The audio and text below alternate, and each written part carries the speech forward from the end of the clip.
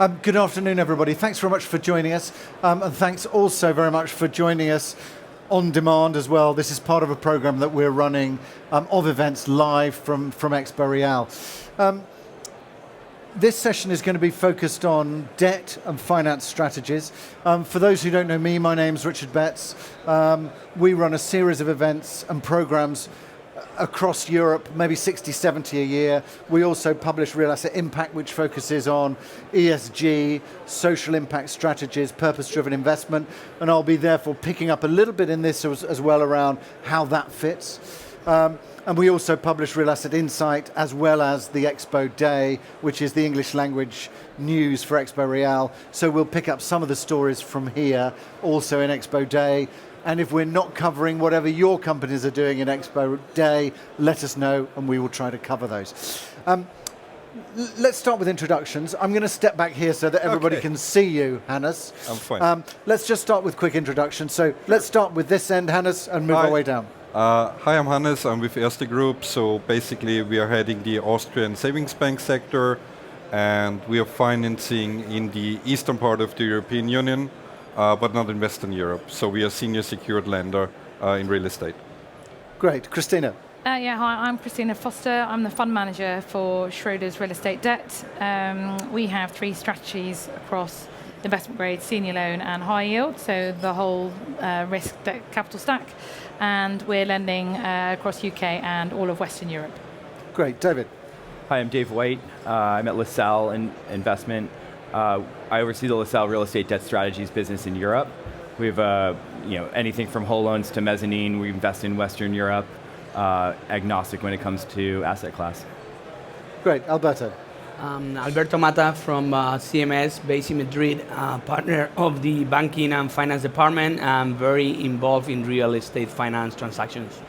Great, and also you had a background in terms of financing. Yeah, before, I used to lead the legal department of Deutsche Pfandbrief Bank in Spain and Portugal. So I also have the view of of a Pfandbrief bank as well. So. Great. Let's maybe start. Let's maybe start with you, David. Just in terms of how you're seeing the current position in the market, and then we'll look a little bit at the outlook as well. Sure. I think in this current environment. From a lender perspective, it's no secret transaction volumes have been down. I'd say 80% of our pipeline in the last 12 months has been focused on refinancing. We're starting to see, repricing in terms of asset valuations, but in terms of getting deals done, they're certainly taking a little bit longer. Transactions are a little bit more complex, and financing solutions, are very much having to be bespoke for a lot of our borrowers. And Kristina, does that match what you're seeing? And then let's pick up as well. I'll pick up from you, Hannes, just because it's interesting to get your perspective from CE as well. Yeah, very much so. I think the types of transactions we're seeing at the moment are quite different to what we were seeing beforehand. So there's a lot of logistics still and residential, some hotels. No one's really doing office acquisitions. As David said, the kind of transaction volumes, particularly in that sector, have been massively impacted, given what's going on in the marketplace and occupancy levels.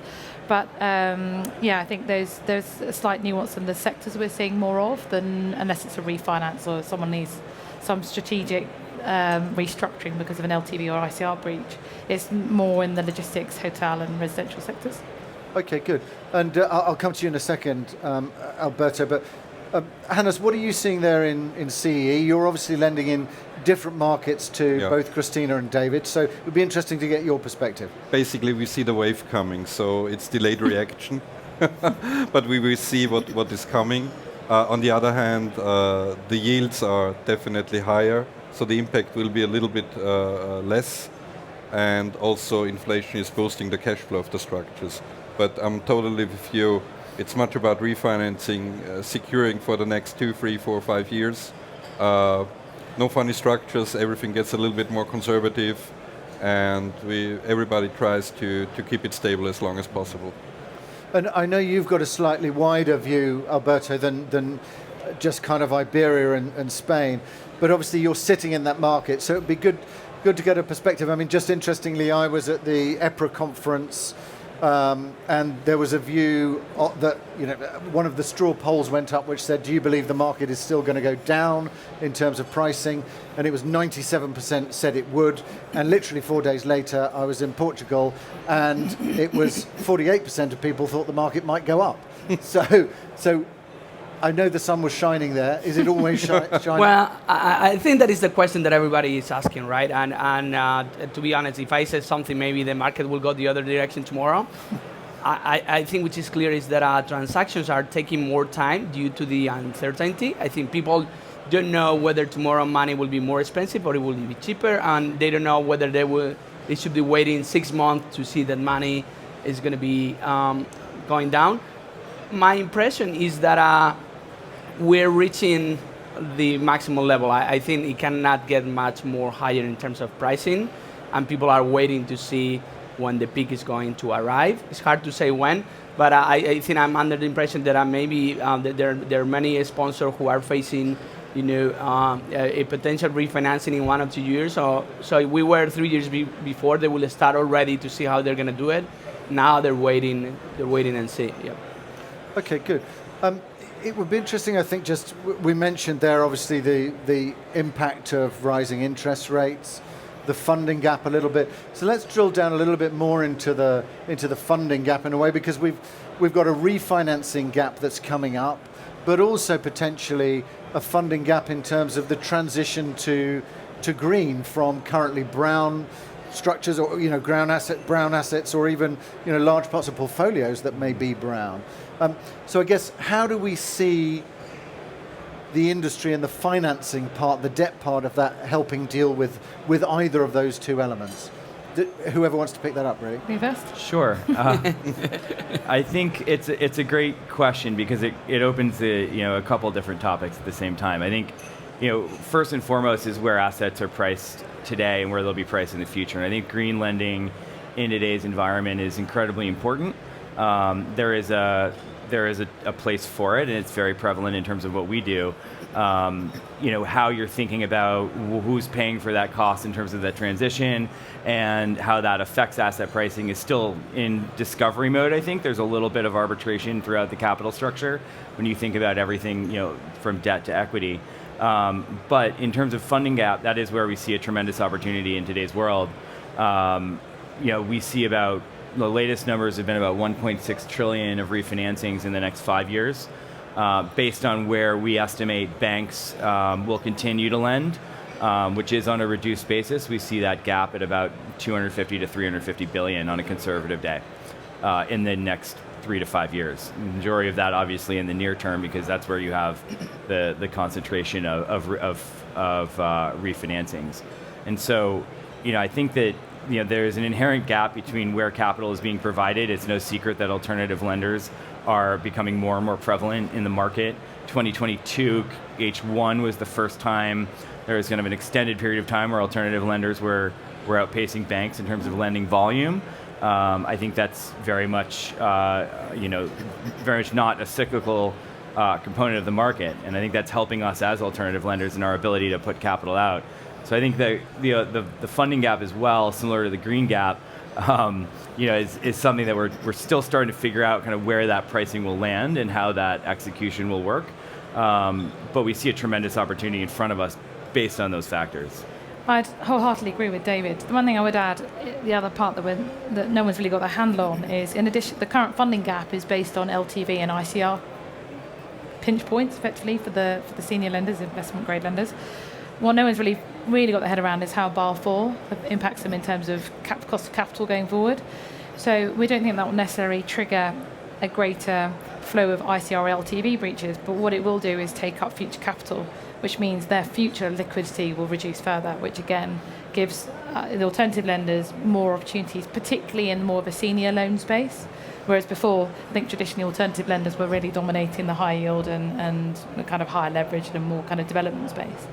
On the green aspect, very close to my heart, I look after ESG integration for the Schroders debt platform.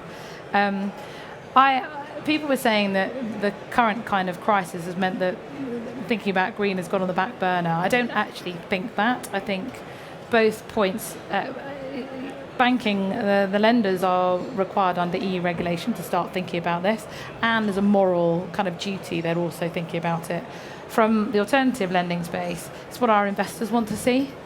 So you can't ignore it, because if you're raising capital, this is exactly the first question that they're now asking is, how are you delivering ESG or sustainability in your debt strategies? So there's definitely a place for... Okay, good. And I'm going to come back to that, the investor side as well in a minute. And Alberto, just from your side, I suppose, are you expecting to see increased stress, I suppose, in terms of the refinancing that's potentially coming up, given where interest rates are at the moment? There's a lot of discussion over the week, but also here around what's happening in Germany and mezz lending and various other things. And there was a discussion already this morning where we were talking about that actually the mezz piece is quite difficult in a way, so the senior lending may be easier. So does that mean we're expecting to see a little more stress in the market? I think whether or not there will, I think there is enough money in the market to try not to see a lot of stress. However, that depends on one side on how valuations are going to go. So if you're facing a refinancing, but then still the value of the asset is as good as it was, it should be a pretty straightforward refinance. If valuation at some point start getting down, we might be some triggers and some problems in the market. And what we see right now is that people, when they start thinking about refinancing, they also realize they might need to get a mezzanine lender at some point. So that is starting to be in the equation. We get a lot of questions about what happens with the ranking of my securities. How can I bring a mezzanine lender if we want to face refinance? What about all the assignment provisions that we have in the contract? So I would say, let's see how valuation goes. I think the situation we're facing now with the market versus a few years ago is that I think valuations are still in a I would say reasonable state, and nothing crazy is happening. So if that is the case, I think we'll see more refinancings, but I would say under control. Okay, good. I think that's the key question, though, is where values are, right? And how you think about value when you're in an environment where everything's being refinanced. Do you really put a lot of weight on what values are telling you? No. And when you're talking about ICR coverage, how sustainable is it to be lending at sub 1.0 with a business plan that stays 1.0, sub 1.0? So that's, I totally agree with you. The real question here is, how are we thinking about value? And that's something that we don't have a lot of data on in terms of price discovery, where things are actually trading.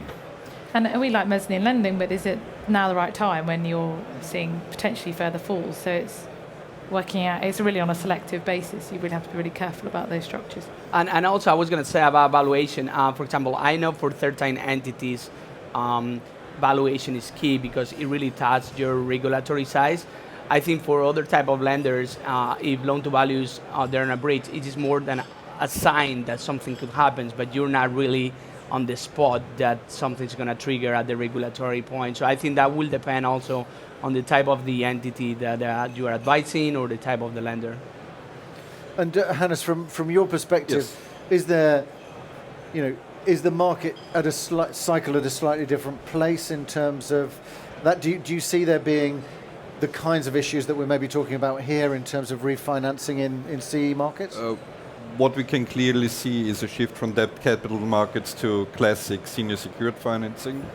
So the bond market is still not open for most of the names. We can cover, but we can only cover to a certain extent. Bank books are not as deep as debt capital markets.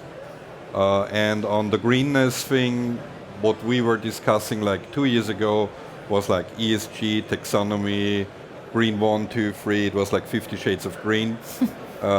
Nowadays, we adhere to the Paris climate goals. Everything is condensed to CO2, greenhouse gas emissions, and we restructured our lending process that we can really get every asset down to 1 square meter and kilogram of CO2 emission, and then we just put in the line, and we have to come to zero.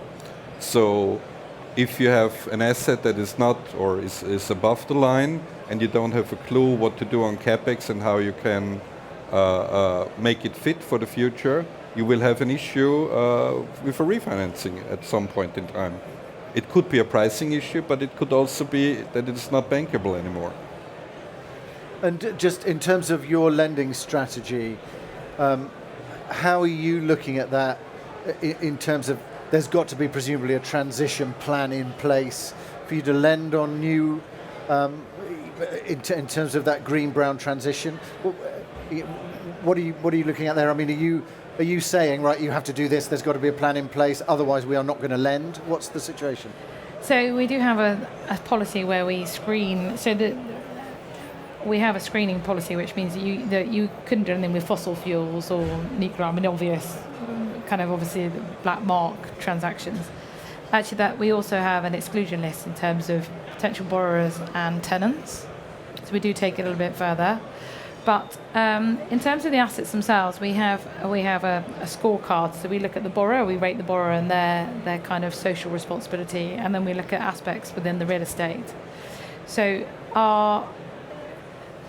depending on which strategy, we're still trying to move in that kind of transitionary world, as opposed to, so we accept the assets that we are funding will not be net zero, and will be not today, and they won't be net zero during the life of the loan, but we want to see improvement in line with regulations, and the fact that, well, the regulations have changed, haven't they, as of yesterday, but they were in line with regulations, and the fact that it's still a marketplace for those assets at the point of time that they're refinanced. That's really key for us. But in 5 years' time, the whole of the UK or Europe will not be A-rated EPC. It's not possible. So you've got to be very selective, and also to preserve value, but also we want to drive change we want to deliver impact as opposed to just buying impact. Yep. So that's quite important to us. So we will work with borrowers, and there needs to be a CapEx program, but maybe our starting point is maybe a little bit, we're not so stringent on the outset, but we want to see progression during the life of the loan. We have a huge chunk that is still missing. Every initiative nowadays focuses on the operation of the building, and there you can only put in as much weight and come to a result. What is still missing is the chapter in the EU taxonomy where it is about like the grey energy that is already in the building. And in this calculation, it makes much more sense to have a look at transitional investments than starting from scratch, have like the new greenfield project, and then have like all the issues that come with it, like land sealing, overall new CO2 emissions in the building materials. So there is still that one thing that is missing to make like the whole chain visible to investors and also to lenders. And the other problem we have, and you all must have the same issues if you're targeting the kind of high yielding loans, is the best assets tend to be the A grade assets that attract investment grade funding and that kind of pricing. So our returns don't match that kind of asset. So our returns match the more transitional kind of properties, and we can work with them, leveraging off a strong equity team like you guys will too, who are all doing this as an asset manager. So we're leveraging on that and trying to support our borrowers through that process. But yeah.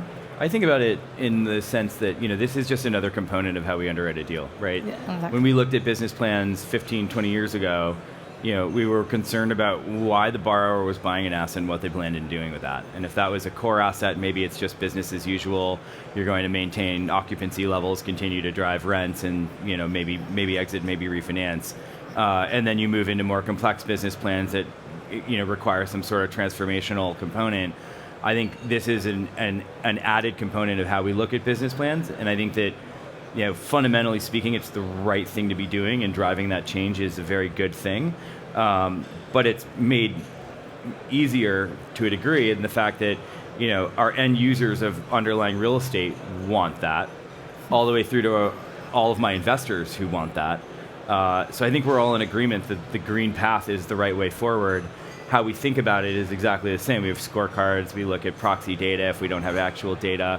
We spend a lot of time thinking about how to support that and looping that back around. I think when it comes to valuations, it does impact value, right?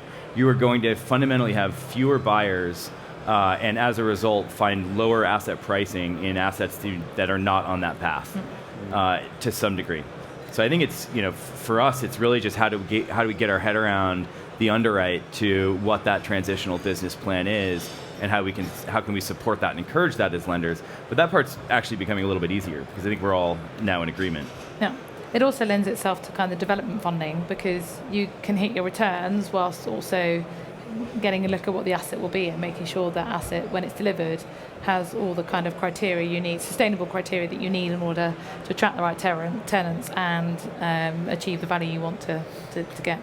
And at the moment, if you allow me 1 second, Yeah. because I think that was a very fair point about the type of information that you receive now in your business plan and how green and social it needs to be, but also that might have a legal input or a legal consequences. For example, we see in Spain a lot of people, usually in logistics, they put all their rooftop with all these energy plants on the top, and then the business plan looks great, and then you're going to get all this energy and you're super green.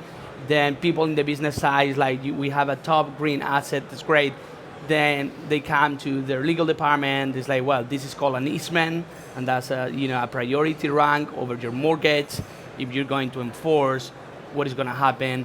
What is going to be the value of your asset when you enforce? So again, I think we are in one moment where everybody tries to go green, and we want green assets, but then you need to understand the full aspect and the consequences that it might have, because that might have a very important point when you go to a lender and ask for the money, because of course, all lenders now, they want very green assets, but also they want a perfect security that you can enforce with the maximum value at the given time. Okay, good. I wanted to pick up a little bit, and I'll come to you in a second, Johannes, Sure. but I wanted to pick up a bit with David and Kristina, just around the appetite at the moment for, I guess, institutional capital looking at debt versus looking at directly investing in logistics or residential or whatever it might be, and looking at debt. Is that still as attractive as it was, or has the interest rate levels changed people's perception of it? How are institutional investors seeing it at the moment? In terms of how are LPs thinking about investing Yeah, in the debt world? I mean, so, Yeah. you know, is it kind of top of the list? Has it dropped down a little bit? Is there still, a desire, from investors, just generally broader capital to look at debt as an option? Yeah, I'd be surprised if anyone today has not heard the phrase, it's a good time to be a lender.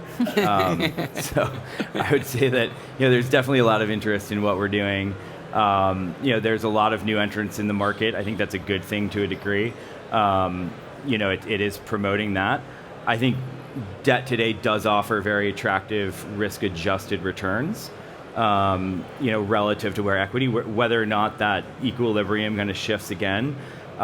In the near term, I think, debt will always be an attractive asset class. I think, I did a talk a couple months ago in Frankfurt where I talked about kind of what are the effects of leverage, how are you thinking about structuring leverage, and what are the inflection points in terms of losing money and making money for equity as you layer on additional tranches of debt. And I do believe that from a risk-adjusted return perspective, regardless, it has been an attractive asset class for a very long time now. I think investors are certainly recognizing that in today's environment. Okay, good. And to add to that, and touching on the point we just covered, is actually investors are working out it's another way that they can get ESG or impact through their investing. So, the built environment is an area that you can combat. That you can deliver a sustainable strategy through real estate lending. So I think people are working that out. That said, what we're also seeing is I think people are still nervous about the pricing. So whilst there's definitely since September, there's been a massive re-engagement with investors, kind of who'd gone a bit on pause and are now really thinking about coming back into real estate lending or re-engage on those conversations. But people are still nervous about what will happen over the next 12 months in terms of pricing. And I guess what are we seeing in terms of the interest rates more widely? Do we expect those to peak and to then gradually come down? Peter Prade, for example, who was the head of research at the ECB, was saying that he could see them coming down maybe over the next 2-3 years to 2.5%, for example. But other people I'm talking to in the market are expecting them to remain, kind of where they are at the moment, not go much higher. I think we all clung on to that Bank of England decision Yes. last week. Everyone was like, but I think you need a couple more months to see whether that is the end. And EU and the Fed did a rate change the week before, so you need one. Well, they say one swallow doesn't make a the phrase. But. There's an interesting mathematical equation called Taylor's Law that looks at GDP per capita and inflation, and we spent some time analyzing that with our research and strategy team, and looks at where policy should be relative to where those factors are. And when you break that down in Europe and the UK, you actually realize that policy is right on top of where it should be. I'm not a rate trader, and I'm not super speculative in terms of where they will go. We spend a lot of time analyzing what the forward curve looks like, analyzing what that downside and upside could look like in terms of do rates go up or down. I think it's based, to your point, based on some of the discussions that have been happening globally. I would expect them to probably stay higher for longer and then start to taper down, which is what the curve would. Yeah, still I would think the most impact on the market would be that there is like the sentiment shift. We are at the peak. Yeah. And then everything falls into place. Everybody will do the repricing, but as long as there is still the uncertainty, will there be like one step or another step or whatever it is, it's just like that wait and see. Well, it's interesting, right? I mean, long-term weighted average is 6%. When private equity became a thing in the 80s, it was 8%, and that's why 8% hurdles exist today. So it's very interesting when you think about how that math has evolved. But I would be surprised if anyone in this room would argue it's going to zero. I would agree it's probably at its peak and going to start to taper. But I found it interesting to see zero and in certain parts of the world negative for a period of time, which I would be surprised if we got back to that anytime soon. No, and I totally agree. I think the point, because we're asking what is going to happen in the next 2 or 3 years, I think we are in a new area, in a new paradigm. We need to realize we're not coming back to zero. We're not coming back to one. Maybe in 10, 15 years' time. I think the question is, our markets are going to be able to adjust themselves, because I think buyers and sellers, they need to realize that the new money and the cost of the money is not going to be as we were. And you can actually see very easy that on the retail market, everybody back in Spain at the retail level, when interests start going up, they say, no, they're not going to go up. No, they're not going to go up. Well, it went up. It's not coming back. So if you have your fixed mortgage and you have it at 1% for 30 years, good for you. But if not, you cannot actually think why I did not do business. So I think the question is what is going to happen in 2-3 years' time, and whether the two sizes of the transactions are going to be able to adjust themselves. I just hope they don't try and do the kind of longer dated swaps to try and get an artificially low rate. I mean, everyone, we've been there. The it gem didn't of work. 2007. So, yeah. I wanted to drill down a little bit into who's lending what, where, against what, because the valuations are obviously a key element here, but also it's interesting to see how that relates to different sectors. So from a lending perspective, are you sector agnostic? Do you see that there are some that are more resilient in the current market where you're happy to lend against? Are you looking more at alternatives? Are you nervous about office, for example? It would be interesting to get your perspectives on what you see as the opportunities in terms of lending. Should I jump in first? So let's start with office. I think that's a really interesting one. And anecdotally, I can say LaSalle recently moved offices in central London. It was a challenge to find space that we wanted, that would fit what we needed, that was ESG friendly, and we have very high standards for that, amenitized, and had the right layout and the right location. So I think from an office perspective, we selectively do like office, but we like well located, strong ESG and well amenitized. I think that probably drives how we think about our sectors and what we do invest in. Technically, we are agnostic and we are led by our borrowers, but in terms of how we think about places that we get excited, we step back and again, we have a phenomenal research and strategy team that helps us think through, how to look and how to think about kind of today and tomorrow. We look at sectors based on how we live as human beings and where real estate lags behind that. I think living is the most obvious. Student housing is probably the most obvious within that. when I went to university, my living conditions were very different than the way students live today. And that kind of continues a trend into how you live when you graduate. Again, very different than how I lived when I graduated and started as an analyst at Deutsche Bank. And then that progresses through to senior housing, how we go on holidays, how we live when we travel for business, travel with families, travel alone. So our sector basis is very much kind of living, logistics, distribution, hospitality, and very selectively offices. And it's driven by that core thesis that this is real estate that is has fundamental value in the long term based on how we are evolving as human beings. And I'd add to that we're a very similar kind of outlook. I think the days of taking a loan against an FRI lease with a single tenant for 20 years are gone. So for every transaction that we look at on a similar basis to yourself, David, is that you treat them like an operating asset. So you've got to make sure you get that net income really bottomed out. And likewise, sitting alongside a real estate investing team helps us with the kind of live data to really understand how those costs are, particularly in the way that the cost of gas and electricity have changed. And the operating cost of those buildings has changed so much over the last kind of 12, 18 months.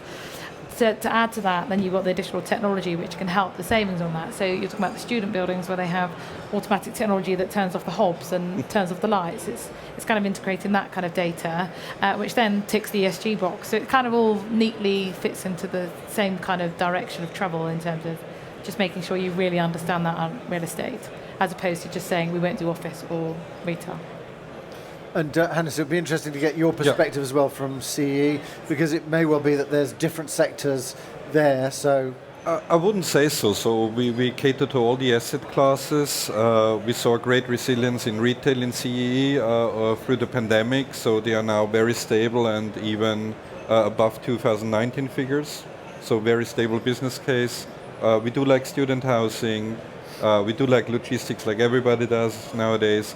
So, but the biggest challenges and the most thinking is still in the office sector. For one hand, we are still not over the hump what an office of the future will look like. So with all the hybrid working, and then the challenges on the green side of things. So with the current market phases, we also see not many pipeline projects, no many developments. So it's not like that we have any lead what the office of the future will look like and will be shaped now. But we know we have an increasingly aging stock where somebody has to do something with it.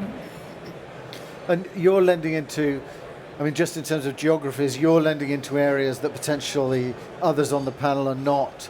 So down, I understand, as far as Serbia Basically, we start up in Poland, Czech Republic, Hungary, Romania, Balkans, Slovenia, Croatia, Serbia, and Austria, as we are Austrian-based.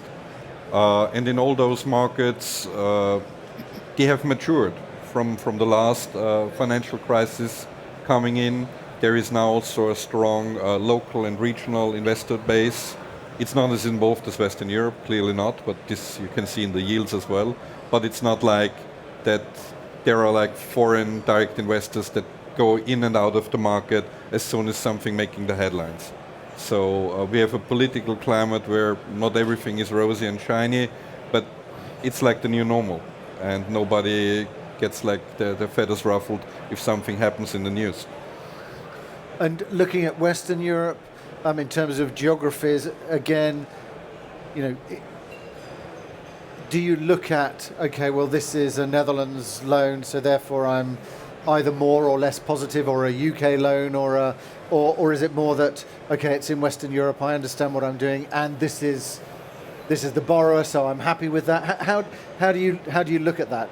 I think it's a couple of things. One is, an investor who I very much respect in real estate once told me, there's no such thing as a bad asset. There's a mispriced asset, and it's our job to figure out the pricing. And I think within that, as a structured credit investor, you then start to think about how you separate the capital structure and where different positions should be priced. And it's our job to try and find mispriced opportunities in our favor. But I think that stepping back, we will look at every risk factor there is. And so if you want to take the Netherlands, for example, we like that market. We think it's a very strong consumer market. There's a lot of strong fundamentals there. But inherently, it is a smaller market. So you're going to see different levels of liquidity, different types of sponsorship. And that will affect how we think about underlying pricing of not just the asset, but also where we're pricing our debt. That being said, it is the Benelux region in general is a region that we really like to invest in, and we'd love to do more in. It's just about finding those opportunities. But how we price them, really comes down to a lot of kind of micro and macro factors that we will look at. Okay, I'd like to say I only use the Netherlands as an example. I'm not pushing the Netherlands. We love the Netherlands. We're very happy there. Kristina. On a similar basis, so we like residential, but we'd be wary given the change in regulation in terms of rental caps, the restrictions in France in terms of finance, which has affected the more kind of individual ability to borrow, which has had a knock-on effect to residential values. And Germany's the same thing with the kind of issues in the residential market there. So likewise, it really is a case-by-case basis. But you're also having looked at what's changing in those marketplaces, particularly with regs and something like residential or healthcare, that actually might affect the longer-term value of these assets as you come to the key for us to get repaid. So you've always got to get an eye on of where the market will be at that point in time. And that's because we're looking slightly at strategy and a little bit ahead, are you also looking at areas like data centers? You mentioned there, healthcare, senior living, some of those more niche areas, which seem to be growing in terms of investor sentiment, but up until this point had been more difficult to finance because they were viewed as too niche, for example. We still struggle with those data centers. The ESG question around that is unknown. Same here. We can't do it with that. You build a box and pump energy into it. Yeah. Uh-huh. And then healthcare, likewise, the kind of reputational risk if it's, as a lender, obviously we're not operating them, so you have to be very careful about, both the actual care of the people on site, so we wouldn't do kind of acute care, we'd be more, I think you touched on senior living kind of, and we like the kind of, if you could do it, the intergenerational living, that's a bit of a new buzzword, but the actual kind of more nursing care is very difficult to get your head around, and the whole funding of it is very difficult in terms of private and individual funding is still, I think, certainly questionable, is a bit concerning. So we're looking at it as a model, but we haven't ploughed in. I don't know if you've done more senior living as opposed to pure healthcare. Yeah. Again, operational risk, right? Yeah. That's really what you have to underwrite. And to your point, from a structural perspective, you're kind of thinking about OpCo, PropCo. From a rep risk perspective, there's a number of things that you need to consider. Agreed. And I was going to say also there is a market risk because we saw it in the Iberia market a different, 2-3 years ago it was all logistic. Now we see a lot of hotels and a lot of student accommodation. And if you take a look at the student accommodation in the Iberia market within the last year and a half, people realize we have good universities, we have people coming to Iberia, to Spain, good weather, we have parents paying for students' accommodation, nice cash flow. So I think it's a product that it will increase in the Iberia market 100%. And I would assume, and I will tell you because we have different clients, different lenders, that they will not have the same strategy for students' accommodation in Spain that they have in other countries where they know that it works a little bit different. To add to that, we have a similar thing where everyone was like, oh, great opportunity, there's not very much student stock in Germany. Well, it's because they have a different structure and they tend to live at home and they don't want to live in student accommodation. It's a market issue. So you've got to make sure you get the kind of right market data as well. Okay, good. It would be interesting, just as a kind of wrap on this, because we've got about 3 minutes left, is just... if anybody's got a question, please do ask it now. I'm going to scan for around 5 seconds until the end of this sentence, which is ending now. Very good. Then just, it'd be interesting just to check what you see, I suppose, as some of the bigger trends, and also if we're here again next year, what do we think will have changed? Do we think that the valuations between the valuers and the investors will have come closer together? There have obviously been huge changes over the last 12 months. So what do we expect to see as the changes? Where will we be in 12 months' time? Who wants to start? We're rolling down the line. You want to kick this off? Well, right, yeah, why not? No, I think valuations are not going to change. I think the market is very stable, and I would say at least in the Iberia market. And I think Lenders still have money to lend. It is a matter of adjustment. So hopefully next year we'll see this adjustment that has taken place, so we see more transaction. But I think everybody is waiting for the right timing to close the deal. So now it takes a little bit more time, or much more time than it used to, but everybody is there. You know, people are still, working on transaction, reviewing business plans. You know, they are ready to fire. They're just waiting to see when is the good moment. So I would say next year, hopefully we will be back and we'll see the numbers, transactions in volume and in number has increased, and everything has adjusted a little bit. I would somewhat agree with that. I think there will start to be a little bit more price discovery. I think certain asset classes and certain assets will maintain value. I think there will be a number of areas where you start to see some loss in value. And when you look at real estate as an asset class relative to non-real estate asset classes, I think there is a mispricing. And so I would expect, I would agree that I think we'll see the world in a little more clarity. I think we'll start to see transaction volumes pick up. I think there will be an acceptance of where interest rates are and are probably going to be. And I think that there will be a little bit more understanding of where values are and how we think about value and underlying. Okay, great. I would say I've got more chance buying a lottery ticket than I would do predicting the next 12 months, if I'm honest. I agree with what everyone says, but given the last 12, 18 months. That's good, because next year we won't be able to hold you to... Yeah. I would say the one thing that actually I would say is I think offices will be a lot more clear in 12 months. I think retail is, in how we obtain our goods and kind of what we're seeing in terms of consumer trends, retail will probably stabilize, and I think that offices will probably become a little bit more clear. Great. Hannes, final word to you. Basically, the downward shift in the valuations will come, so we will focus more on cash flows. And it's back to the basics. You need a good team, you need a plan, and then you can pull it through. So the days of just easy reaping in cash flows are gone. But we did the business before, like 10 years ago, where the interest rates were similarly high. We can still do it. It's nothing to worry about. Well, I like that. There's a very good ending. Nothing to worry about, Hannes. That's good. In the context. Excellent. Really interesting discussion. Thank you for that. I'll take some of these through into the other sessions that we've got, because debt and finance is going to be an important part of a lot of the discussions, but also your insights on ESG. I'll take those through into the ESG topics as well. Thanks very much to everybody here in the room for joining us. Thanks to everybody joining us for the on-demand session here live from EXPO Real. And we can all give ourselves some applause for being here. Thank you very much, everybody.